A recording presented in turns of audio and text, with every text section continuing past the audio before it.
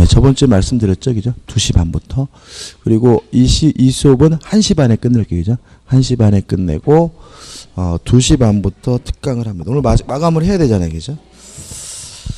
자, 415페이지 보시면 저당권에 성립해가지고, 약정 저당권해가지고, 설정 계약과 등기라면 저당권이 성립되는데, 1번 설정 계약의 당사자 해가지고 판례가 나와 있죠. 2개의 판례가 나와 있는데 첫 번째 판례만 좀 이해하시면 돼요. 자, 이런 문제입니다. 을이 갑에게 1억을 빌려줘서 갑이 채무자고 을이 채권자입니다. 일단 저당권은 저당권 설정자하고 저당권자하고 만나가지고 설정 계약을 하고 설정 등기를 함으로써 저당권이 뭐하게 되냐면 성립되게 되는데, 일단 채권자와 저당권자는 같은 사람이어야 되고요. 저당권 설정자는 채무자일 수도 있고 제3자일 수도 있는데, 제3자가 저당권 설정자라면 이 사람 우리가 물상보증인이라고 하는 거죠. 왜 채권자와 저당권자는 같은 사람이어야 되느냐? 부종성 수반성이죠. 채권이 없으면 저당권도 없어지고, 채권이 이전되면 뭐죠? 저당권도 쫓아가니까 채권자와 저당권자는 같은 사람이어야 합니다. 꼭 그러느냐 해가지고 첫 번째 판례인데, 그럼 이렇게 되는 거죠. 채권자가 아닌 제3자 명의의 저당권 등기는 원칙적으로 뭐냐면 무효예요. 다시 말하면 채권자와 저당권자는 같은 사람이어야 되니까요. 다만 우리 판례가 예외적으로 제3자 명의 저당권 등기가 유효한 경우를 인정하고 있는데, 두 가지 요건을 필요로 합니다. 첫째, 3자 간의 합의가 존재해야 됩니다. 두 번째, 제3자도 실질적 의미의 채권자이어야 해요. 다시 말하면 3자 간의 합의가 존재하고 제3자를 실질적 의미의 채권자로 볼 수 있다면, 이때는 제3자 명의의 저당권 등기는 무효가 아니라 뭐죠? 유효합니다. 이게 시험에 잘 나오는데, 이게 또 뭐라고 나올 수 있냐면 전세권으로 바뀔 수도 있어요. 그러니까 전세권이든 저당권이든 같은 거지. 따라서 제3자 명의의 전세권 등기도 원칙적으로 무효입니다. 다만 3자 간의 합의가 존재하고 실질적으로 제3자를 채권자로 볼 수 있다면 전세권 등기도 뭐예요? 유효해요. 적지는 않겠지만 또 이게 또 뭐가 들어올 수 있냐면 가등기 담보가 들어올 수도 있습니다. 가등기 담보도 제3자 명의 가등기 담보 등기는 무효입니다. 다만 3자 간의 합의가 있고 실질적으로 제3자를 채권자로 볼 수 있다면 제3자 명의의 가등기 담보 등기도 뭐 할 수 있어요? 유효할 수 있다. 꼭 기억해 두시기 바랍니다. 그 다음 넘겨보시면 등기에서 등기상 큰 의미 없고요. 4번 등기 관련 문제 해가지고 1번 저당권 등기가 불법 말소된 경우에서 판례가 나오죠. 자, 이런 문제입니다. 이것도 시험이 잘 나오는데, 저당권을 취득하려면 반드시 등기를 해야 합니다. 근데 문제는 이 등기가 불법으로 말소가 됐어요. 말소가 안 됐다는 얘기거든요. 따라서 불법으로 말소가 됐더라도 저당권은 뭐 되지 않냐면 소멸되지 않고요. 따라서 불법으로 말소가 됐다면 저당권은 소멸되지 않고 있으니까 말소 회복 등기를 해달라고 청구하는 것이 뭐 하겠습니까? 가능합니다. 그 얘기인 거죠. 근데 여기서 조심할 것은 뭐냐면 불법으로 말소가 된 상태에서 경매가 이루어졌어요. 그러면 다시 말하면 모든 저당권은 경매가 이루어지면 무조건 뭐가 돼요? 소멸되니까 이때는 소멸이 되고요. 따라서 더 이상 말소, 회복 등기를 해달라고 청구할 수는 없다는 게 판례의 내용입니다. 다시 말하면 불법으로 말소가 됐더라도 저당권이 소멸되진 않아요. 근데 불법 말소된 상태에서 경매가 이루어지면 모든 저당권은 어떻게 해요? 무조건 소멸해야 됩니다. 불법 말소된 상태에서 경매가 이루어지면 돈 한 푼도 못 받겠죠? 그런 거 고려하지 않습니다. 불법으로 경매가 되면 무조건 소멸돼야 되므로 더 이상 말소 회복 등기를 청구할 수 없다는 거 주의하시면 되겠죠. 우측에 이제 박스 밑에 2번 무효 등기 유용, 재활용 할 수가 있습니다. 다만 제3자의 권리를 침해할 수는 없고요. 3. 저당권의 객체가 나와 있는데 민법이 인정하는 저당권의 객체는 3가지예요. 부동산, 지상권, 전세권입니다. 다시 말하면 부동산과 같은 물건에 대해서만 설정할 수 있는 것이 아니라 지상권, 전세권과 같은 권리에도 설정할 수가 있습니다. 꼭 기억해 두셔야 되고 4번 피담보 채권, 저당권에 의하여 담보되는 채권인데 아무런 제한이 없습니다. 따라서 꼭 금전 채권이어야 할 필요는 없고요. 넘겨보시면 4번 확정되어 있어야 하는 것도 아닙니다. 다시 말하면 미래에 불특정, 불확정한 채권을 담보하기 위해서도 저당권 설정할 수 있다는 거 주의하셔야 됩니다. 그 다음에 이 저당권의 특수한 성립인데 일단 저당권은 약정담보 물건이기 때문에 원칙적으로 설정 계약과 등기를 함으로써 성립하는 것이 원칙인데 예외적으로 특수한 성립이 있습니다. 1. 임차지상 건물에 대한 법정 저당권입니다. 자, 이런 문제죠. 갑이라는 사람이 토지를 소유하고 있는데 을과 만나가지고 토지 임대차 계약을 했어요. 그래서 을이 이 임차권을 근거로 해서 갑의 땅에다 건물을 신축을 했다면 이 을은 건물에 대해서 뭐가 있는 거죠? 소유권이 있는 거고 토지에 대해서 뭐가 있는 거죠? 임차권이 있는 상태죠. 근데 을이 갑에게 차임을 안 줘요. 뭐 최후 2년치 이런 말이 나오는데 그런 건 중요하지 않습니다. 아무튼 토지 임차인이 차임을 지급하지 않으면 임대인은 임차인 소유의 건물을 뭐 할 수 있냐면 압류할 수가 있는데 이런 걸 우리가 뭐라 그러냐면 법정 저당권이라고 합니다. 다시 말씀드릴게요.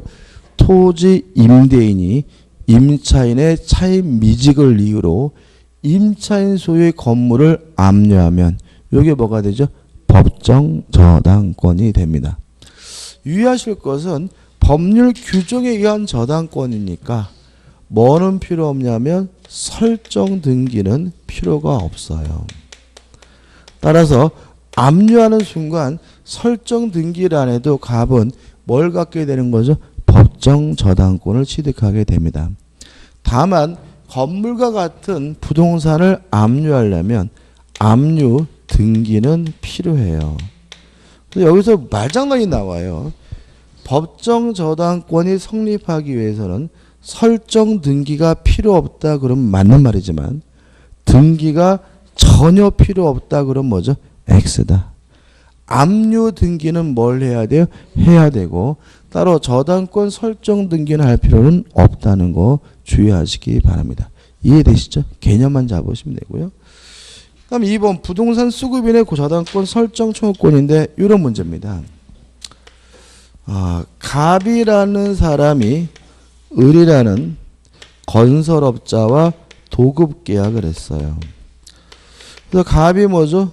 도급인이고 을이 뭐죠? 수급인인데 을이 열심히 일해가지고 건물을 신축해줘서 갑이 건물에 관한 소유권을 취득했는데도 불구하고 갑이 을에게 공사대금을 주지 않아요. 이런 경우에 수급인은 갑에게 저당권을 설정해달라고 청구할 수가 있는데 이러한 을의 권리를 뭐라 그러냐면 부동산공사 수급인의 저당권 설정 청구권이라고 합니다. 무슨 말인지 아시겠죠? 그죠? 근데 조심할 것은 요 저당권 설정 청구권은 형성권이 아니라는 점입니다. 따라서 을이 갑에게 일방적으로 하는 것도 아니고요. 설정 청구하는 순간 을이 즉시 저당권을 취득하는 것도 아닙니다. 따라서 도급인으로부터 승낙을 얻어서 설정 등기까지 해야 비로소 을은 저당권을 취득하게 됨을 주의하시기 바랍니다. 그럼 여기서 의문이 들죠. 이건 뭐냐? 도급인이 동의를 해주겠느냐? 이 문제인 거잖아요. 그죠? 근데 이게 어떻게 되냐면은 요 공사대금은 목적물에 관해 생긴 채권이니까 을은 뭐 할 수 있죠? 유치권 행사할 수가 있죠. 이해되시죠? 그럼 우리는 어떻게 합니까? 요 건물 앞에다가 컨테이너 박스 갖다 놓고 유치권 행사 중이라고 현수막 걸고 라면 사다 놓고 어떻게 해요? 은근한 끈기로 이제 버티려고 준비하겠죠. 그랬더니 갑이 을한테 온 거죠. 야 임마 네가 지금 유치권 행사하는 바람에 공사도 중단되고 이 자식아 임마 너도 망하고 나도 망한다 짜샤라고 방방 뜨겠죠. 이때 을이 뭐 하는 거죠? 저당권이라도 설정해 주십시오 라고 뭐 할 수 있어요? 청구할 수 있다는 거죠. 그래서 만약에 갑이 좋다 해가지고 승낙을 하고 설정 등기를 함으로써 을에게 뭐죠? 저당권이 인정된다면 저당권이 이제 뭘 해요? 유치권을 풀게 될 거고요. 그럼 뭐죠? 공사를 진행해서 건물이 완성되고 분양해서 을에게 뭐죠? 돈도 갚고 값도 뭐죠? 해피해질 수가 있는 거죠. 그래서 이 보통 부동산공사 수급인의 저당권 설정권은 일단 무엇이부터 시작되는 거죠? 유치권부터 시작이 돼서 건물주가 도급인이 승낙을 할 수밖에 없는 상태에 돌아가기 때문에 인정되는 제도니까 좀 생각해 보시기 바랍니다. 아무튼 수험자는 뭐죠? 형성권이 아니라는 거 잊지 마시기 바랍니다. 대표 예제가 나와 있죠. 저당권에 관한 설명 중 맞는 것은 1번 저당권자는 채무자의 일반 재산에 강제 집행을 할 수 없다. X입니다. 저당권자도 기본적으로 뭐죠? 채권자죠. 채권자니까 저당권을 실행하지 않고 일반 재산에 강제 집행할 수가 있고요. 2번 우리 민법에서는 순위 확정의 원칙이 잘 지켜지고 있다. X죠. 우리는 순위 승진의 원칙이고 3번 소유자 저당권이 인정되고 있다. X입니다. 다시 말하면 자신이 이미 소유권을 갖고 있다면 무엇을요? 저당권 행사할 수가 없고요. 4번 장래 채권에도 저당권이 성립할 수 있다. O입니다. 답은 4번이고 5번 법정담보물권이다. X죠. 대표적인 약정담보물권이 됩니다. 우측에 보시면 이제 뭐가 나오냐면 저당권의 효력이 나오고 있습니다. 일단 피담보 채권의 범위가 나오는데요. 저당권은 실제로 쓰이지 않습니다. 이유가 있는데 을이 갑에게 1억의 채권을 담보하기 위해서 갑소유 A 부동산에다가 저당권을 설정하면 저당권에 의하여 담보되는 피담보 채권은 1억 원금 원범만 저당권에 의해서 담보가 되는 것이 아니라 이자를 지급하기로 했다면 이자도 저당권에 의해서 담보가 되고요. 또 위약금에 관한 약정이 있다면 위약금도 저당권에 의해서 담보가 되고요. 제때 돈을 주지 않았다 지연배상금에 대해서도 저당권에 의해서 담보가 되고 경매비용, 실행비용도 저당권에 의해서 담보가 됩니다. 첫 번째 주의하실 것은 원본 이자 위약금은 등기가 있어야 저당권에 의해서 담보가 되는데 지연배상금 실행비용은 등기하지 않아도 저당권에 의해서 담보된다는 거 꼭 기억해 두셔야 되고요. 지연배상금은 1년분에 한해서만 담보가 됩니다. 이에 반해서 이자는 무제한이라는 거 꼭 기억해 두시기 바랍니다. 다시 말하면 일반 저당권은 지연배상금은 몇 년분만요? 1년분만 담보가 되고요. 이에 반해서 이자는 무제한입니다. 그래서 금액이 굉장히 커져요. 그러니까 실제로 1억이라고 설정 등기가 되어 있지만 경매가 됐을 때 경락인이 받아가는 돈이 1억이 아니란 얘기입니다. 이자가 무제한으로 담보되기 때문에 금액이 점점점 커지게 되고요. 3억도 될 수도 있고 4억도 될 수도 있습니다. 그래서 실제로 일반 저당권은 못 써요. 후순위 권리자를 침해하기 때문에요. 그래서 주로 쓰이는 것이 근저당이다. 왜냐하면 근저당은 얼마까지 담보한다는 개념이기 때문에 금액이 뭐 하잖아요? 커지지 않는다는 장점이 있기 때문에 주로 쓰이는 것은 근저당이라는 것도 좀 생각해 보시기 바랍니다. 끝이죠. 그 다음에 넘겨보시면 목적물의 범위에서 부합물에도 미치고 종물에도 미칩니다. 그래서 원칙이 나오고 판례가 나오고 우측에 예외가 나오는데 일단 예외는 신경 쓰지 마세요. 예외는 신경 쓰지 마시고 원칙만 기억하시면 돼요. 일단 저당권의 이력을 어디에도 미칩니까? 부합물에도 미치고 종물에도 미칩니다. 저당권 설정 전인지 후인지 그런 건 따지지 않아요. 판례에서 나와 있는데 뭐 가나 다가 나와 있는데 한번 생각을 해보죠. 이런 문제예요. 주유소가 있단 말이죠. 주유소 토지에 저당권이 설정이 됐어요. 근데 주유소는 위에 건물이 있을 거고 건물 앞에 주유기가 쭈르륵 이렇게 어떻게 해요? 서 있겠죠. 근데 주유기가 있다 그래서 기름이 나오는 건 아니잖아요. 눈에 보이진 않지만 반드시 땅속에 뭐가 있겠어요? 기름 탱크, 유료 저장 탱크가 있겠죠. 자, 이런 상태에서 경매가 됐을 때 일단 토지 저당권자니까 경락인은 토지에 대해서는 소유권을 취득합니다. 건물에 대해서는 소유권을 갖지 못해요. 왜냐하면 토지와 건물은 뭐죠? 별개의 부동산이고 토지 저당권은 원칙적으로 어디에는 미치지 않아요? 건물에는 미치지 않죠. 그래서 뭐가 나오게 되는 거죠? 법정 지상권이라는 게 나오게 되는 거죠. 자, 경락을 받은 사람이 주유기에 대해 소유권을 취득할까요? 취득합니다. 자, 여기서 생각해 볼 것은 주유기는 부합된 거는 아니죠. 분리할 수 있죠. 근데 문제는 분리해가지고 뒷마당에다가 세워놓는다 그래서 주유기에서 절대로 뭐가 안 나와요? 기름이 안 나오죠. 그러니까 이 주유기가 존재 가치가 있으려면 주유소와 결합이 돼야 존재 가치가 있고요.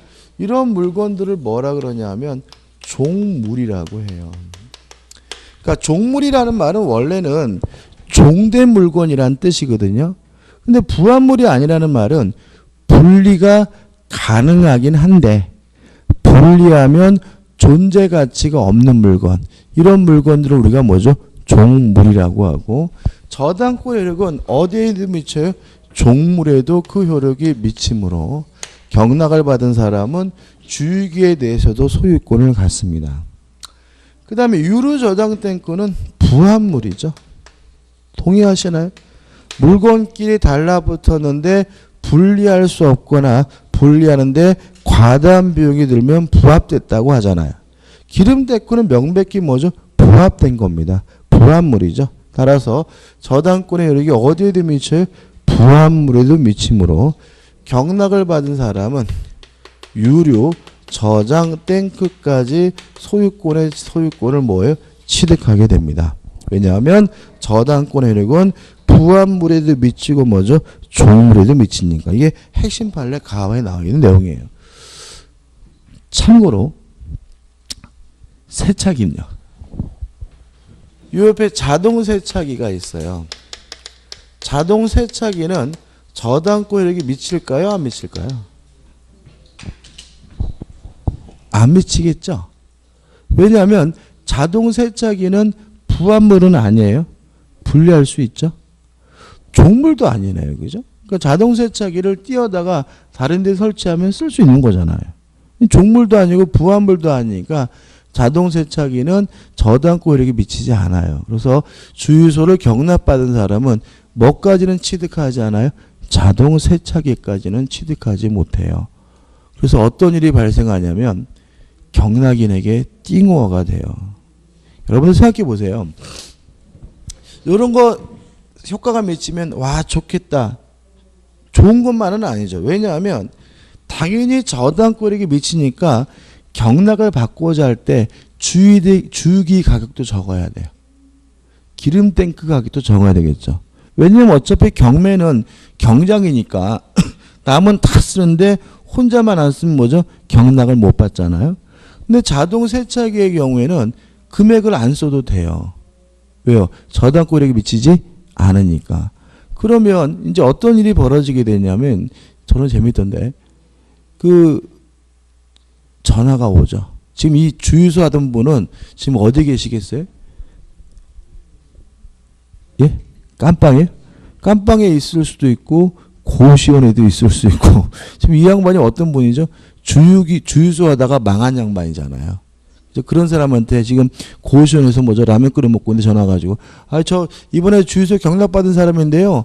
자동 세차기 가져가세요. 이렇게 연락이 온단 말이죠. 못 가져가죠? 가져가서 뭐 할 거예요, 그거? 그러니까 어떻게 해요? 제가 지금 가져갈 상황이 아닌데 좀만 기다리세요 이런단 말이죠. 그러면 어떻게 해요? 또 나중에 뭐죠? 내용 증명 오고 막 이런다고 가져가라고 빨리. 그러면 이제 뭐라 그래요? 이제 싸게 좀 사세요. 이렇게 요구하고 경락받은 사람 뭐라 그래요? 안 산다 짜샤라고 해가지고 가격을 후려쳐가지고 거의 뺐다시피 하고 이 자동 세차기를 뺏어갑니다. 여기서 수익이 남는 경우가 있어요. 그러니까 이게 실제로 경매된 얘기를 들 때 제가 좋은 물건을 싸게 사는 건 환상에 불과하고요. 나쁜 물건이더라도 어떻게 해요? 나쁜 물건을 싸게 사는 게 좋은 거고. 그래서 면밀히 검토해가지고 뭐 별로 이익이 남는 게 아니라 하더라도 요 세차기를 내가 싸게 뺐으면 수익이 남겠다라고 판단된다면 뛰어들 가치도 있고 뭐 이런 문제가 될 수가 있습니다. 끝이고요. 그 다음 우측 상단에 보시면 이제 또 판례가 나와요. 자, 이건 이런 문제죠. 자, 1층 건물이 있는데요. 1층 건물에 저당권이 설정이 됐어요. 어디에요? 1층에. 그리고 나서 2층으로 뭐가 됐어요? 중축이 됐어요. 그러면 저당권 효력이 2층에 미치는지 안 미치느냐 문제는 결국 부합되느냐 안 되느냐에 따라 결정되는 거예요. 왜요? 저당권 효력은 어디에도 미쳐요? 부합물에도 미치니까. 따라서 원칙에 따라서 2층이 1층에 뭐가 됐어요? 부합이 됐다면 저당권 효력이 어디까지 미쳐요?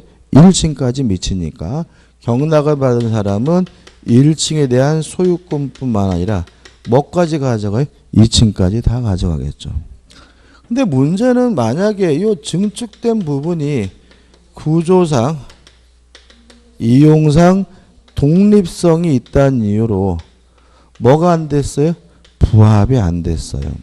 그러면 저당권 효력은 1층에만 미치고 2층에는 미치지 않으니까 경락을 받은 사람은 1층만 소유권을 갖고요. 2층에 대해서는 뭘 가질 수 없어요? 소유권을 가질 수가 없습니다. 이해되시죠? 다른 건 고려하지 않아요. 오로지 부합되느냐 안 되느냐 가지고만 따집니다. 저당권 설정 전에 중축됐는지 후에 중축됐는지 그런 거 고려하지 않아요. 또 2층이 무허가인지 미등기인지 그런 것도 뭐 하잖아요? 고려하지 않아요. 또 판례처럼 2층이 경매 목적물로 그 가치가 평가됐는지 안 됐는지도 뭐 하잖아요? 고려하지 않아요. 오로지 부합이 되면 당연히 저당권 효력이 미치는 거고요. 구조상 이용상 독립성이 있다는 이유로 부합이 안 되면 저당권 효력이 미치지 않는다. 요거만 따지게 됨을 주의하시기 바랍니다. 그 다음 우측 하단에 보면 나번 과실입니다. 저당권자는 과실수취권이 없습니다. 저당권자가 과실수취하려면 뭘 해야 되냐면 압류를 해야 됩니다. 저당권자 뭐가 없다고요? 과실수취권이 없습니다. 꼭 기억해 두셔야 돼요. 이게 중요합니다. 당연한 거거든요. 예를 들어 제가 아파트에 저당권 설정하고 대출을 받고요.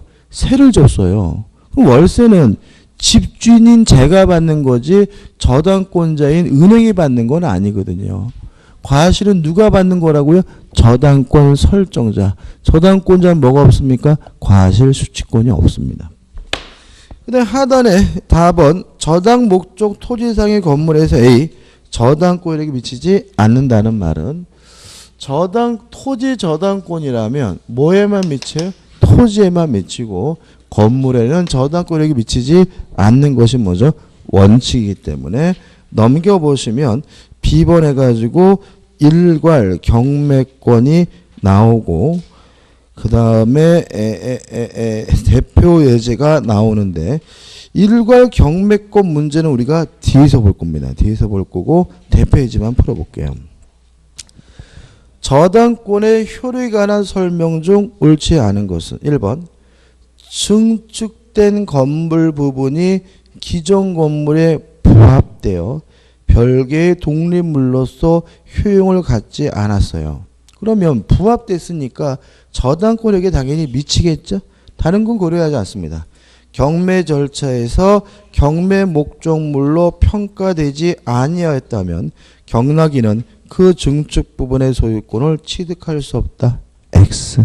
답은 1번이죠.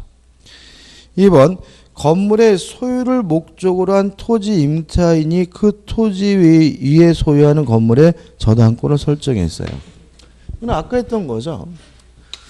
땅이 갑의 것이고 건물이 일의 것이고 을이 토지에 대해서 지상권이나 임차권이 있는 상태에서 요 건물에만 뭐가 설정됐어요? 전세권이. 건물에만 뭐가 설정됐어요? 저당권이 설정됐다면 어디에도 미칩니까? 지상권에도 미치고 임차권에도 미친다. 기억나시죠? 따라서 경매가 이루어지면 경락인은 건물의 소유권뿐만 아니라 지상권, 임차권도 함께 자동으로 취득하게 됩니다. 따라서 건물의 저당권을 설정한 경우 그 저당권 실행이 되어 경락인이 건물의 소유권을 취득한 때에는 특별한 사정이 없는 한 임차권도 경락인에게 뭐가 됩니까? 이전이 됩니다. 3번 구분 건물은 일체성입니다.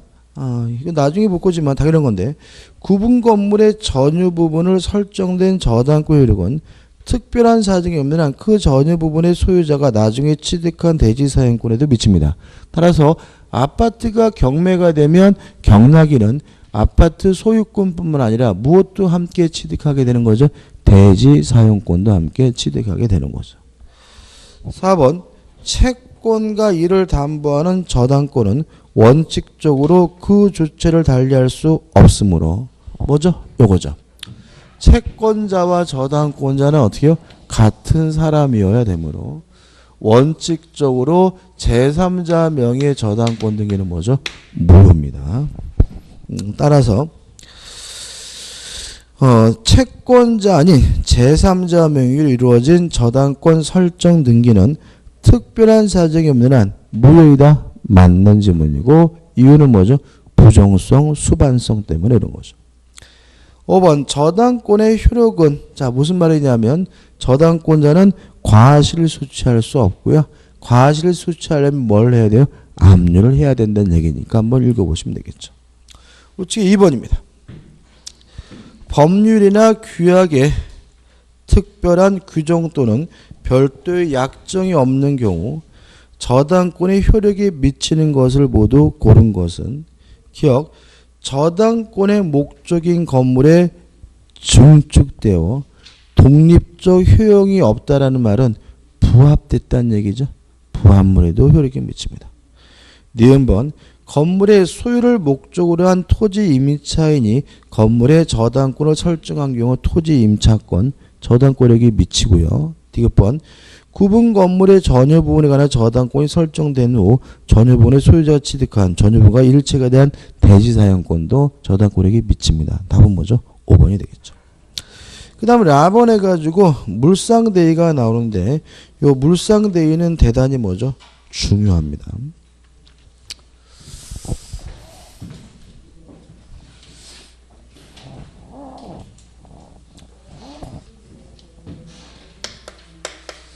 을이 갑에게요 1억을 빌려주고 1억 채권을 담보하기 위해서 갑소유 A 부동산에다가 저당권을 설정했어요.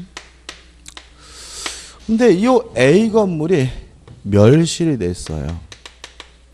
또는 훼손이 됐어요. 또는 공용징수 수용을 당했어요. 그럼 어떤 문제가 생기냐면 이 저당권은 소멸될 위험에 처하게 됩니다. 그래서 저당권자를 보호해야 되는데 이런 일이 생기게 되면 돈이 생깁니다. 예를 들어 가지고 멸실됐을 때 보험에 가입했으면 보험금을 받을 수가 있고요. 아니면 제3자가 불질른 거라면 손해배상금을 받을 수가 있고요. 아니면 공용징수 수용을 당하게 되면 수용보상금을 받을 수가 있는데 만약에 이 가치 변형물에 대해서 을이 지급 전 또는 인도가 이루어지기 전에 압류를 한다면 이 저당권은 소멸되지 않고 가치 변형물에 계속해서 그 효과가 미치는데 이러한 것을 우리가 뭐라 그러냐면 물상대위라고 합니다. 여기까지 개념이고요. 주의할 점이 세 가지예요. 첫째, 물상대위가 인정되는 권리는 저당권뿐만 아니라 전세권에도 물상대위가 인정이 되지만 유치권에는 물상대위가 인정되지 않는다.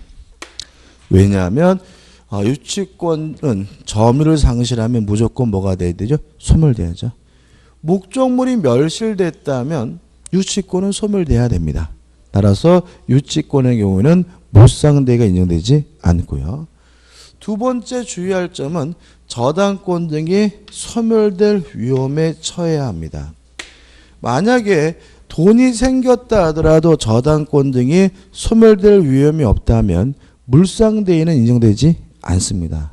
예를 들어서 갑이 병한테 팔아먹고 갑이 병으로부터 매매 대금을 받았다 하더라도 이 매매 대금에 대해서는 물상대위가 인정되지 않습니다. 왜냐하면 팔린다 그래서 저당권이 뭐 할 위험은 없어요? 소멸될 위험은 없으니까요. 이해되시죠? 그죠? 마지막으로 지급 전에 압류를 해야 되는데 꼭 저당권자가 해야 되느냐 이 문제에 대해서 우리 판례는 저당권자가 압류라든 제3자가 압류라든 누구든지 압류만 하면 물상대위가 인정된다는 것이 우리 판례 입장입니다. 정리해 볼게요. 멸실, 훼손 등으로 인해서 가치 변형물이 발생한 경우에 저당권자가 지급 전에 압류를 한다면 저당권 등이 소멸되지 않고 가치 변형물에 계속 그 효과가 미치는데 이거 우리가 뭐죠? 물상대위라고 한다. 주의할 점은 첫째, 저당권뿐만 아니라 전세권에도 물상대위권이 인정이 되지만 유치권은 물상대위권이 없다. 두 번째, 물상대위권이 인정되려면 저당권이 뭐 될 위험이 있어야 돼요? 소멸될 위험이 있어야 된다. 따라서 매매 대금에 대해서는 물상대위가 인정되지 않고요. 마지막으로 지급 인도 전의 압류를 꼭 저당권자가 해야 되느냐? 그럴 필요는 없다. 제3자가 해도 상관이 없다는 거 꼭 기억해 두시고 아주 시험에 잘 나오는 부분이니까 정확하게 내 것으로 만드셔야 되고요. 정리하는 의미에서 424페이지 오시면 대표 예제가 나옵니다. 저당권의 물상대에 관한 설명으로 옳은 것은 1번 대의할 물건이 제3자에 의하여 압류된 경우에는 물상대의성이 없다. X. 제3자가 압류해도 상관이 없습니다. 2번 전세권을 저당권으로 목적으로 한 경우 저당권자에게 물상대의권이 인정되지 않는다. X. 아까 전세권 했죠. 전세권이 전세금이 지급되기 전에 압류하면 물상대의권이 인정이 됩니다. 3번 전세권 설정자에게 대의할 물건이 인도된 후 저당권자 그 물건을 압류한 경우에는 물상대의권 행사할 수 있다. X. 지급 또는 인도 전에 반드시 뭘 해야 되죠? 압류를 해야 됩니다. 4번 저당권자는 저당 목적물의 소실로 인하여 멸실됐다는 얘기죠. 저당권 설정자가 취득한 화재보험 청구권에 대하여 물상대의권 행사할 수 있다. O. 맞는 지문이고요. 답은 4번이죠. 5번 저당권이 설정된 토지가 고객사업을 위한 토지 등의 취득 및 보생하는 법률에 따라 협의 취득됐어요. 협의 취득했다는 말은 수용당한 게 아니죠. 뭐죠? 매매입니다. 매매 대금에 대해서는 뭐가 인정되지 않아요? 물상대의가 인정되지 않으므로 협의 취득한 경우 저당권자는 그 보상금에 대하여 물상대의권을 행사할 수 있다는 지문은 뭐죠? X가 됩니다. 그 다음에 이제 저당권자의 채권을 변제받는 방법인데 이 부분은 읽지 마세요. 이걸 넣어놓은 이유는 왜 넣느냐면 이거 안 넣으면 교재가 꾸졌다 그랬을까봐 넣어놓은 것에 불과한 거죠. 그러니까 우리가 전세권 할 때 했던 거예요. 소멸여부에서 모든 저당권은 무조건 뭐가 돼요? 소멸된다. 용의권의 소멸여부는 최우선순위 저당권과 비교한다. 유치권은 뭐 되지 않아요? 소멸되지 않는다. 하나 더 하면 가압류는 무조건 뭐죠? 소멸된다. 이겁니다. 그죠? 보지 마시고 쭉 넘어갑니다. 그 다음에 428페이지 오시면 뭐가 나오냐면 대표예제가 나오거든요. 대표예제 한번 풀어볼까요? 이 정도 이제 우리가 뭐예요? 껌식이죠. 완전히. 428페이지입니다. 428페이지 대표예제요. X 건물에 대해 A가 1순위 근저당권, B가 2순위 근저당권을 가지고 있고 C가 유치권을 행사하고 있다. 다음 설명이 옳은 것은 일단 경매가 되면 모든 저당권은 무조건 뭐가 돼요? 소멸되니까 A 권리도 소멸하고 B 권리도 소멸되죠. 다만 유치권은 뭐 되지 않아요? 소멸되지 않죠. 따라서 답은 뭐죠? 2번. A가 경매 신청을 하여 D가 경락받아 새 소유자가 된 경우 C가 D에게 X 건물의 반환을 거부할 수 있다. 이게 답인 거죠. 왜요? 유치권은 뭐 되지 않았어요? 소멸되지 않았으니까요. 근데 1번. A 근저당권은 소멸하지 않는다. X. 모든 저당권은 무조건 뭐가 돼요? 소멸되죠. 3번 뭐 당연한 거고 그 다음에 4번도 큰 의미 없고 5번은 뭐 근저당권의 개념이죠. 2번 문제 풀어볼까요? 2번. 갑은 자신의 토지의 주택 신축 공사를 을에게 맡기면서 갑명의 보존 등기 이거는 다른 얘기구나. 자, 이게 어떤 문제냐면은 제가 그 기출 문제 할 때 풀어드렸죠. 그죠? 요거를 문제가 좀 이상해요. 문제가 이상하고 해설도 제가 좀 이상하게 해놓긴 했는데 일단 기억나시나 모르겠네요. 자, 유치권은 경매가 되더라도 뭐 되지 않아요? 소멸되지 않습니다. 다만 경매, 개시, 결정, 등기 전까지 유치권이 뭐가 돼야 돼요? 성립이 돼야 되는 거죠. 만약에 경매, 개시, 결정, 등기 후에 유치권이 성립됐다면 유치권을 가지고 경락인에게 뭐 하지 못해요? 대항하지 못하죠. 다시 말하면 유치권자가 경매로 인해서 소멸되지 않았다는 이유로 경락인에게 대항하려면 언제까지요? 경매 개시 결정 등기 전까지 유치권이 뭐죠? 성립을 해야 유치권자가 대항할 수 있어요. 그럼 다시 볼게요. 간 명의의 보존 등기 후 2개월 내에 공사대금의 지급과 동시에 주택을 인도받기로 약정하였다. 2016년 1월 15일 주택에 대하여 간 명의의 보존 등기를 마쳤으나 그는 현재 공사대금을 지급받지 못한 채 점유하고 있다.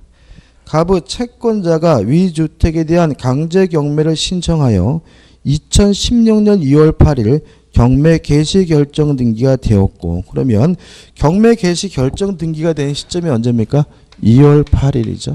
2월 8일 되었고, 2016년 10월 17일 경매대금을 완납한 병이 을을 상대로 주택의 인도를 청구하였다. 다음 설명 중 옳은 것을 모두 고른 것입니다. 일단 여기서 우리가 유치권이 언제 성립했는지를 봐야 되는데, 간명이 보존 등기 후 2개월 내죠. 근데 제가 이거를 문제를 바꾸자 그랬어요. 기억나시죠? 2개월 내를 2개월 뭐로요? 후로. 2개월 내를 뭐로요? 2개월 후로 바꿔야 돼요. 왜냐하면 2개월 내로 하면은 문제가 답이 뭐죠? 이상해집니다. 2개월 뭐죠? 내를 뭐죠? 2개월 후로 바꾸자고요. 그럼 이제 문제를 풀 수가 있어요. 자, 보존 등기가 며칠 날 됐냐면은 1월 15일 날 됐죠. 그러면 변제기가 도래하는 것은 뭐죠? 3월 15일이니까 유치권이 성립한 날짜는 며칠입니까? 3월 15일인 거죠. 이해되시죠? 그죠? 이거를 2개월 내가 아니라 뭐죠? 2개월 후로 바꿔야 뭐죠? 변제기가 뭐가 돼요? 3월 15일이 되고요. 그러면 경매 개시 결정 등기 후에 유치권이 뭐가 됐어요? 성립됐으니까 이 사람은 자신의 유치권을 가지고 경락인에게 뭐 하지 못해요? 대항하지 못하거든요. 기억, 병의 주택에 대한 소유물 반환 청구권을 행사할 수 없다. X. 니은번, 을은 유치권에 근거해 주택의 인도를 거절할 수 있다. X. 디귿번, 을은 동시 이해 항변권에 근거해 주택의 인도를 거절할 수 없다. O예요. 왜냐하면 동시 이행 항변권은 물권이 아니라 뭐죠? 채권이기 때문에. 그래서 만약에 문제를 2개월 내를 2개월 후로 바꾸게 되면 정답이 몇 번이 되는 거죠? 3번 해가지고 되거든요. 그래서 정답을 5번을 뭐로 바꿔서요? 3번으로 수정해 주시기 바랍니다. 다시 한번요. 이게 기출 문제인데 문제 자체가 문제가 있어요. 그래서 제 생각 여러 가지 고민을 많이 했어요. 제가 이것 때문에 고민을 많이 했는데 문제를 바꾸지 않고 5번으로 답을 할 것인가? 원래 답이 몇 번이었냐면 3번이었어요. 원래 답이 3번이었거든요. 그래서 제가 생각할 때는 이거를 제가 이 교재를 만들 때는 그냥 문제를 바꾸지 않고 5번으로 했는데 생각해 보니까 정답을 함부로 바꾸는 건 문제가 있는 것 같아서 문제를 뭐죠? 2개월 내를 뭐로 바꿔서요? 2개월 후로 바꿔서 정답을 5번이 아니라 몇 번으로요? 3번으로 수정해 주시기 바랍니다. 원래 실제 문제의 답은 몇 번이에요? 3번이고 해설은 문제를 안 바꾸고 설명하니까 해설이 복잡해진 거고요. 일단은 문제를 뭐죠? 2개월 내를 2개월 후로 바꾸면 몇 번이죠? 3번이 답이 되니까 문제를 좀 바꿔서 이해해 주시면 좋겠어요. 문제를 잘못 낸 거죠. 이때 이 양반이 조금 뭔가 흥분한 것 같아요. 이게 2016년도 문제인데 그의 유치권이 3문제나 나왔어요. 유치권이. 그러니까 유치권에 뭔가 한이 있으셨는지 유치권을 보통 통상적으로 한 문제 정도만 내거든요. 근데 이거를 3문제를 내면서 문제가 좀 이상해졌는데 아무튼 다시 말씀드리지만 2개월 내를 뭐로 바꿔요? 2개월 후로 바꾸면 경매 개시 결정 등기 후에 변제기가 도래했기 때문에 유치권을 가지고 경락인에게 뭐 할 수 없어요? 대항할 수가 없으므로 옳은 것은 뭐죠? 디귿 하나만 되고 답은 뭐죠? 3번으로 돼요. 그래서 교재 5번으로 나와 있는데 뭐죠? 3번으로 수정해 주시기 바랍니다. 오늘 여기까지 하고요. 다시 말씀드리지만 2시 반에 다시 모여서 뭐죠? 기출문제 특강을 할 거고요. 오늘 수고 많으셨습니다. 고맙습니다.